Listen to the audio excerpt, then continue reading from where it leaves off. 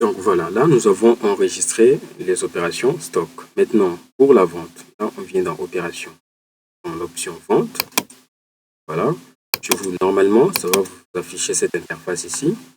On peut vendre les produits ou les services. Vous voyez ici maintenant dans vente, où les options sont apparues. Ça n'apparaîtra ici que les produits et les services. Si vous créez des produits avec comme étant libellé consommable, nature consommable, ça n'apparaîtra pas ici dans les ventes. Parce que là, c'est pour gérer les stocks de manière interne pour les matières premières. Alors, maintenant, admettons que les clients souhaitent acheter Techno. Là, je vais cliquer sur le bouton ici. Si c'est une quantité, je clique comme ça une fois. Voilà. Ça va montrer en temps réel qui est dans les stocks. Ça reste 39. Qu'est-ce qu'on a vendu? Ce 1. Et ça montre aussi les totales que les clients doivent payer, c'est 150 $. Si le même client souhaite acheter plutôt 2 quantités, je vais cliquer là. Donc, autant de fois que je clique ici, ça augmente le nombre des quantités que les clients souhaitent acheter. Vous voyez? Maintenant, c'est 6 et dans les stocks, c'est resté 34. Alors, si le même client souhaite acheter également Itel, je vais cliquer sur ça. S'il a également souscrit au service de déverrouillage. Donc, bref, ici, vous choisissez autant de services ou de produits que les clients souhaitent acheter pour constituer la facture. Et ça vous montre ici en temps réel les totales que les clients doivent payer pour tout ce que vous aviez déjà choisi. Alors, quand vous choisissez ici également, vous voyez ici, dans le panier, en rouge, ça indique que vous avez choisi 3 articles. Donc, quand je clique là, ça va me montrer les articles que j'ai déjà choisis. Alors, il peut arriver que vous avez une liste longue de produits ici et que vous voulez revenir sur un produit en particulier pour modifier la quantité. Là, je vais cliquer directement ici. Et puis, je clique sur si je veux modifier les quantités pour Techno, par exemple. Je clique sur ça. Et le système va m'afficher seulement les Techno. Je peux cliquer dans le bouton modifier. La quantité réelle que le client veut acheter. Par exemple, il veut acheter plutôt 2 pièces à la place des 6 que j'avais mentionné bien avant. Mais 2 comme ça.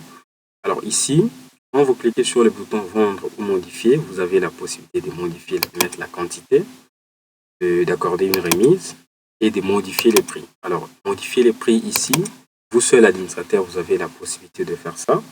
Mais vous pouvez également donner accès à un utilisateur de pouvoir modifier si cela est nécessaire. Alors, on a programmé les prix à 150 et que les clients peuvent acheter à 140. Si vous avez donné les accès à la personne qui va utiliser l'application pour enregistrer les ventes, si vous lui donnez accès, il peut également modifier les prix pour mettre par exemple 140 ou disons 160. Je clique sur modifier. Voilà. Donc là, ça va montrer qu'au lieu des 150 qu'on avait programmé, les clients achetaient plutôt à 160. Alors, une fois que j'aurai terminé à mettre tous les produits ici, je vais cliquer maintenant sur le bouton valider. Et là, une fois de plus, le système va m'afficher l'historique de tout ce que j'ai choisi comme article et les prix. Si je vérifie et je trouve que tout est bon, je vais cliquer sur terminer pour finaliser l'opération. Et à partir d'ici, si je constate que voilà, il n'a pas acheté Itel, donc il a annulé cette opération, je peux faire retour. Et puis je clique sur le bouton modifier les Itel. J'enlève, au lieu de 1, je mets 0. Et puis je clique sur valider. Ça va automatiquement retirer Itel parmi les articles que j'ai choisis. Même ici, vous verrez que c'est resté 2. Alors, une fois que c'est bon, je clique sur terminer. Et puis, je peux renseigner ici les informations des clients. Voilà. Je peux mettre son numéro de téléphone. Ici, je peux mettre détails supplémentaires. Si je saisis quelque chose ici, ça va également apparaître sur la facture. Et dans l'option date de clôture, ce n'est pas vraiment nécessaire pour vous, à moins que s'il avait pris à crédit et que vous voulez renseigner une date de fin, vous pouvez mettre la date là. Et puis ici, remise, si vous lui avez accordé la remise finale, vous pouvez mettre là par exemple 5. Ça veut dire que sur le montant total des factures qui est de 325, par rapport à la remise de 4 $ que vous lui avez donné, donc il va payer 320.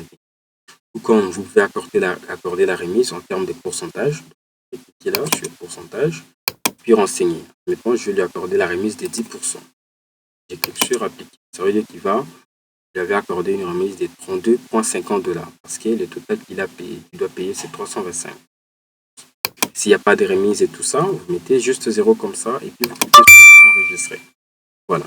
Avec FlexiPost, ça va vous donner directement la possibilité d'imprimer la facture. Et sinon, si je vais visualiser, je peux cliquer sur sauvegarder et pour voir comment se présente la facture. Voilà. Là, nous avons les logos de l'entreprise. Vous pouvez mettre ça si vous voulez. Il y a également les noms d'entreprise, toutes les informations, y compris l'adresse et les numéros de téléphone de l'entreprise, de votre entreprise. Et à droite, ça vous montre les numéros, les noms, facture. Vous pouvez modifier ces noms ici pour mentionner par exemple pro facture ou facture comme vous voulez. Le numéro des factures. Vous pouvez personnaliser également l'affichage du numéro des factures, comme moi. J'ai indiqué que ça peut commencer par MLK. Vous pouvez personnaliser cela comme vous voulez. Et également la date à laquelle l'opération a été effectuée. Donc, toutes les informations, compris les informations des clients. Maintenant, ici, ce sont les produits que les clients ont achetés. Produits, quantité, les prix, et puis les totals à la fin. Et bref, à la fin, ça nous affiche y compris les totals en dollars et son équivalent en francs congolais. Donc là, maintenant, on peut imprimer la facture et délivrer à notre client. Alors, une fois que la facture est imprimée comme ça, ou quand on est déjà sur cette étape-là, c'est que c'est déjà enregistré. Et là, nous revenons sur l'interface. S'il y a une autre vente, je peux soit, si c'est une seule quantité, je peux directement cliquer ici et puis valider. Voilà, terminé. Si les informations à ce stade, si les informations des clients ne sont pas nécessaires, on peut cliquer sur ignorer. Voilà. Et ça sera fait. Et imprimer directement la facture, impression thermique avec FlexiPost, ça va imprimer directement la facture. Si vous voulez sauvegarder ça en A4 ou envoyer au client plus tard, c'est sur impression A4 ou sauvegarder. Voilà. Donc là, se fait deuxième option, si on veut, les clients souhaitent acheter par exemple 10 pièces, au lieu de cliquer à autant de fois ici, on peut directement cliquer sur l'option vendre. Et puis là, je renseigne directement 10 et puis je clique sur valider. Voilà. Et puis une autre option, vous voyez ici le total des quantités c'est 20. Admettons que je fais une erreur au moment de vendre, par exemple 30. Et là carrément le système va refuser parce qu'actuellement votre stock est de 20. Donc vous ne pouvez vendre que la quantité disponible de votre stock. Voilà, et là se fait, je peux prendre, voilà, puis je peux enregistrer. Et se fait donc, quand je fais comme ça, les ventes sont enregistrées et ça augmente en même temps les montants. Donc c'est vraiment facile d'utiliser l'application, que ce soit au téléphone. Vous appuyez une fois comme ça, c'est que vous avez pris une quantité et ainsi de suite. Alors s'il faut rechercher un produit, je peux faire là, ou bien par exemple Itel. Voilà, ça va afficher tous les produits qui comportent les noms Itel. C'est très simple. Alors là maintenant, si je reviens au tableau de bord, vous voyez ici, dans Options Produits, la valeur qui affiche ici, c'est la valeur totale des stocks actuels. Dans mon stock actuel, si je vends tous les produits qui s'y trouvent, et donc l'argent que ça va ressortir, c'est ça. Et si je vais voir ces détails-là, je reviens ici dans Produits, je clique sur les 3 points, et je clique sur Rapport stock restant. Voilà.